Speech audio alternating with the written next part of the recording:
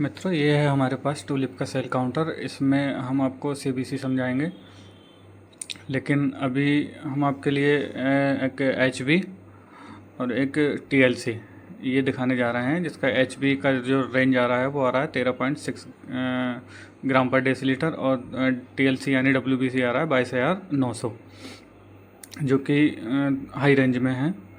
और इसका जो सेल काउंटर का मैसेज है वो भी इसको दिखा रहा है, ल्यूकोसाइटोसिस या ग्रैनुलोसाइटोसिस। तो इस पेशेंट के लिए इन्फेक्शन है।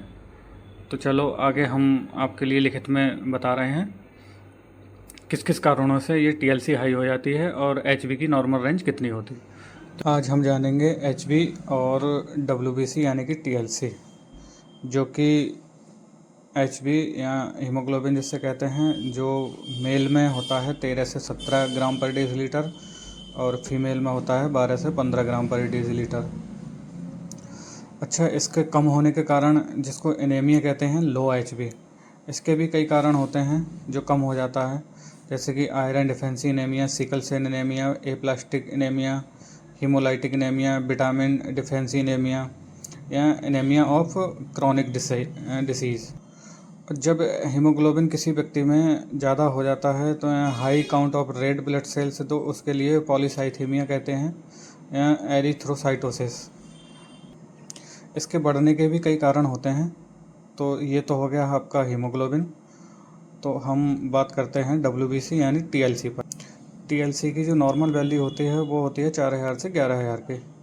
और जब ये हाई हो जाती है, मतलब टीएलसी ज़्यादा बढ़ जाती है, तो high white blood cell count, जिसको कहते हैं ल्यूकोसाइटोसिस। डब्ल्यूबीसी के हाई होने के कई कारण होते हैं, जैसे कि नॉर्मल इन्फेक्शन, जैसे बैक्टीरियल यानी कि वायरल, या फिर इन्फ्लामेशन, अर्थराइटिस या टिश्यू डैमेज, या ज़्यादा स्ट्रेस, एलर्जस, मेडिकेशन, ब्लड डिसऑर्डर्स जैसे कि ल्यूकेमिया या लिम्फोमा। और भी कई केसेस में टीएलसी बढ़ जाती है, जैसे कि प्रेगनेंसी या हाई स्मोकिंग या फिर वैक्सीनेशन। ये तो रही बढ़ने की बात। अब टीएलसी कम भी हो जाती है, जिसको कहते हैं ल्यूकोपीनिया, और ये भी कई कारणों से कम हो जाती है, जैसे वायरल है, डेंगू फीवर में है, बिडाल फीवर है, एचआईवी है, या हेपेटाइटिस बी और सी है, इसमें भी